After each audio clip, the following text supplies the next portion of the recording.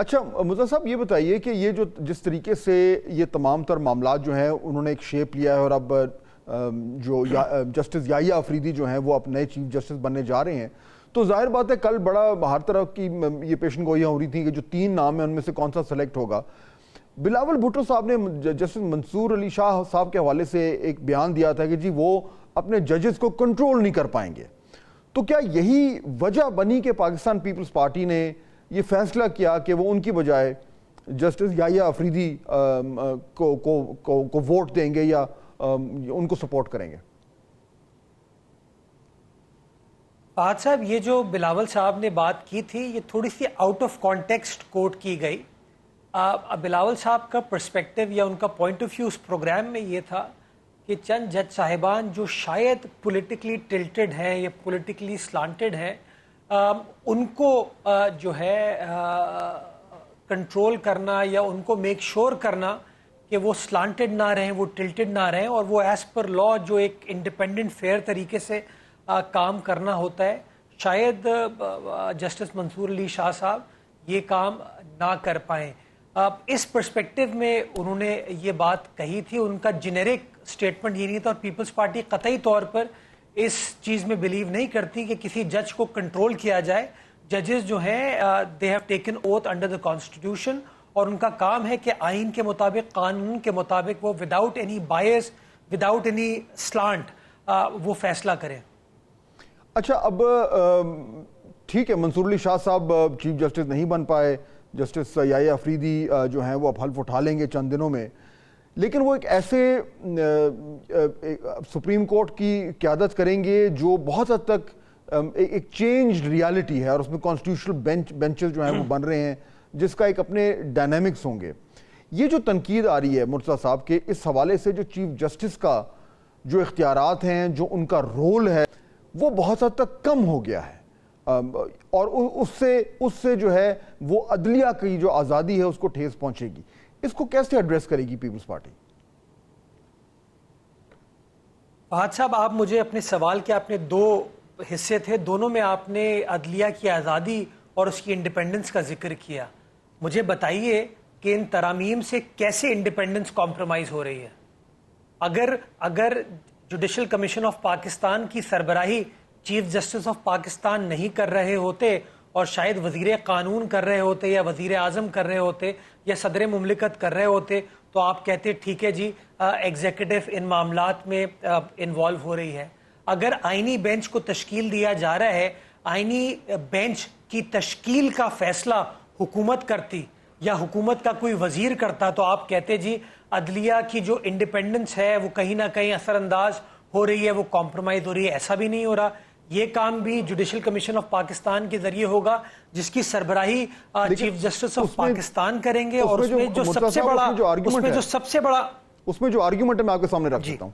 Argument یہ ہے کہ جو چیف جسٹس صاحب ہیں، بالکل آپ درست کہہ رہے ہیں کہ وہ اس کی سربراہی کریں گے، لیکن ووٹ ان کا ایک ہی ہوگا، اور جو 13 ممبر جوڈیشل کمیشن ہوگا اس میں جو حکومتی اہلکار ہیں ان کے نمبرز اتنے زیادہ ہیں کہ اگر ان 4 ججز میں سے کوئی 1 یا 2 بھی اس طرف آتے ہیں تو پھر حکومت جو ہے وہ اپنا جو بھی فیصلہ ہے وہ منوا سکتی ہے۔ تو جوڈیشل کمیشن میں جو وزن ہے ایگزیکٹو کا، وہ جوڈیشری سے تھوڑا زیادہ ہو گیا ہے، اور اس وجہ سے ہی کہا جا رہا ہے کہ وہ بینچ بنانے میں ان کی جو اوپینین ہے یا ان کا جو بھی ان کی پریفرنس ہے وہ اس کو انفورس کر پائیں گے۔ فہد، میں بڑے احترام کے ساتھ اس تنقید کو نہیں مانتا، اور میں فیکچولی آپ کو بتاتا ہوں کہ یہ تنقید ہی غلط ہے۔ اس وقت جوڈیشل کمیشن آف پاکستان کے اندر جو سب سے بڑی نمائندگی کسی ادارے کی ہے وہ عدلیہ سے ہے۔ 5 جج صاحبان جو ہیں ان کا تعلق سپریم کورٹ سے ہوگا۔ حکومت کی نمائندگی کریں گے وزیر قانون اور اٹارنی جنرل فار پاکستان۔ اس کے بعد پارلیمان کے اندر 2 لوگ ٹریجری سے ہوں گے اور 2 لوگ اپوزیشن سے ہوں گے، یعنی کہ وہ 2 لوگ جو اپوزیشن کے ہوں گے وہ حکومت کا حصہ نہیں ہے، تو آپ 5 وہ اور 2 اور آپ ایڈ کر لیں، 7 لوگ تو سٹریٹ آپ ہو گئے جو کہ حکومت کے اتحادی نہیں ہے۔ پاکستان بار کاؤنسل ایک انڈیپینڈنٹ خود مختار ادارہ ہے، اس کی نمائندگی ایک سینئر ایڈوکیٹ کرے گا۔ یہ ہو گئے 8 لوگ۔ ایک مائنورٹی سے تعلق رکھنے والا یا خاتون کوئی رکن ہوگی جو کہ ٹیکنوکریٹ کیپیسٹی میں فال کرتی ہیں. یہ ہو گئے 9 لوگ. اس کے بعد بھی آپ کہتے ہیں کہ فیصلہ وزیر اعظم کر رہے ہوں گے یا وزیر قانون کر رہے ہوں گے. میں سمجھتا ہوں کہ ماضی میں جو ایک روایت بن گئی تھی نا کہ جو چیف جسٹس آف پاکستان نے کہہ دیا, جو افتخار محمد چودھری صاحب نے کہہ دیا, وہ فائنل ورڈ ہو جاتا تھا, اور اس سے کہیں نہ کہیں ڈیلیبریشن کا کانسیپٹ جو ہے نا وہ ختم ہو گیا.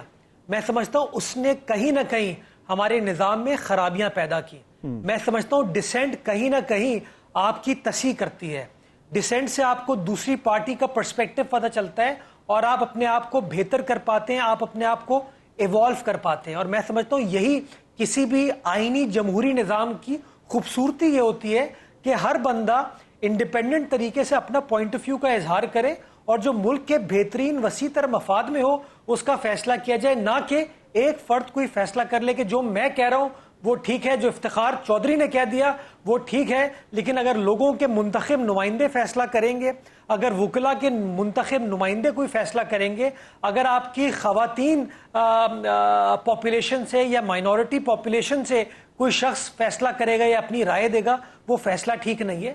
میں سمجھتا ہوں ہمیں اپنے دل کو اتنا بڑا کرنا چاہیے, اتنا وسیع کرنا چاہیے کہ ہم تنقید کو بھی برداشت کریں اور تنقید کو برداشت کرنے کے بعد ایک ایسا نظام وضع کرے جس کے اندر تمام لوگ اپنی بات کر سکیں. ہاں, یہ نظام اب بالکل یہ ٹیسٹ ہوگا جو آپ آج دے رہے ہیں جوڈیشل کمیشن کے حوالے سے.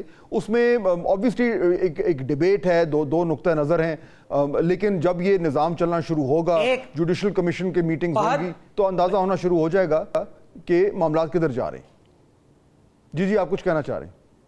جی میں فات سے گزارش یہ کر رہا ہوں کہ دیکھیں, ہمیں یہ سمجھنے کی ضرورت ہے کہ ایبسلیوٹ پاور کسی شخص کے پاس نہیں ہونا چاہیے.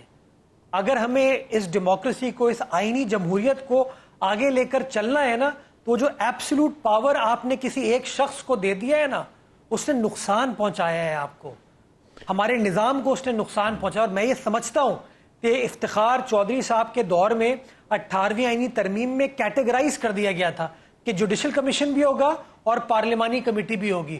لیکن بدقسمتی کے ساتھ سپریم کورٹ کو یہ بات اچھی نہیں لگی کہ ایک پارلیمانی کمیٹی بنا دی جائے, تو انہیں ایک عدالتی فیصلے کے ذریعے اس پارلیمانی کمیٹی کی فوقیت کو یا ایفیکٹونس کو ختم کر دیا.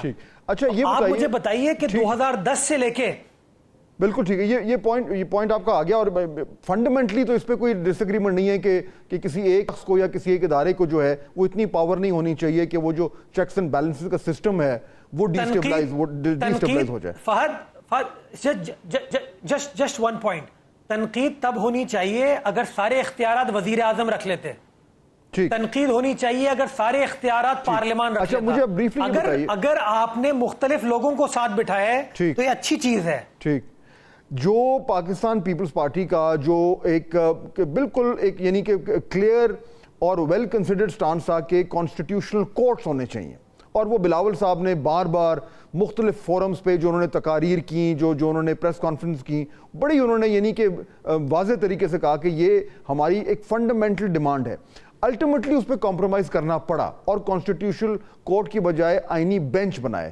کیا مرتضیٰ صاحب پیپلز پارٹی اب بھی یہ سمجھتی ہے کہ at some point in the future constitutional court کو اسٹیبلش کرنا ضروری ہے, یا اب وہ ڈیمانڈ ختم ہو گئی ہے اور آئینی بینچ تک اب مطمئن ہے پارٹی؟ دیکھیں Fahad, politics is the art of possibilities. Peoples Party کے پاس 70 ووٹ ہیں قومی اسمبلی کے اندر 336 میں سے, تو یہ تو سمپل میجورٹی بھی ہمارے پاس نہیں بنتی.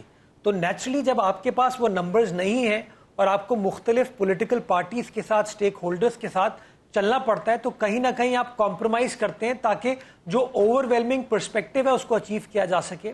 تو پیپلز پارٹی نے ہاں کمپرومائز کیا اس کانسٹیٹیوشنل کورٹ کے اوپر, لیکن پیپلز پارٹی نے اس بات کو منوایا عدالتی نظام ہے اس کے اندر بہتری لانے کی ضرورت ہے, بہتری آپ کو لانا چاہیے. اس کا مطلب قطعی طور پر یہ نہیں ہوا کہ پیپلز پارٹی اپنے اصولی موقف سے دستبردار ہو گئی ہے. ہم نے یہ آئینی ترمیم کرا لی ہے جس کے تحت آئینی بینچز آ گئی ہیں. یہ جو میکنزم ہے یہ اسی طریقے سے چلے گا. اگر اس سے آپ کے ڈیزائرڈ پرسپیکٹو اچیو ہوتے ہیں کہ ہاں عدل کا انصاف جو ہے وہ صحیح طریقے سے چلتا ہے, لوگوں کو انصاف ملتا ہوا نظر آتا ہے, تو میں سمجھتا ہوں یہ چیز کنسیڈر کی جا سکتی ہے. لیکن پیپلز پارٹی, میں ایک بار پھر دہرانا چاہوں گا, جو اس کا یہ پوائنٹ آف ویو ہے آئینی عدالت کے حوالے سے, جس کے اندر چاروں صوبوں کی ایکول نمائندگی ہو, پیپلز پارٹی آج بھی یہ سمجھتی ہے کہ اگر مستقبل میں ہمیں یہ چیز کرنی ہوئی تو ہم بالکل یہ چیز کرنے کی کوشش کریں گے. بہت شکریہ مرتضیٰ وہاب صاحب, ہمیں جوائن کر رہے تھے.